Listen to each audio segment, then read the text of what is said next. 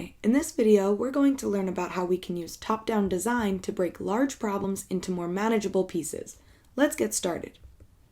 We've learned how to use functions and for loops to make our code easier to read and follow, but sometimes we're being asked to solve problems that are so large we don't know where to start. Some of the challenges we are given may require us to do a multitude of things, and it can make it difficult to decide where to start. That's when top-down design is going to be really useful. So what is top-down design? Well, let's say we're given a really large problem, something like hosting Thanksgiving dinner. This is too big a challenge to tackle all at once, so we can break it up into its different parts. We can think of some smaller problems that compose the larger one. Some things we'd need to tackle to get Thanksgiving dinner in order would be the guests, food, and logistics.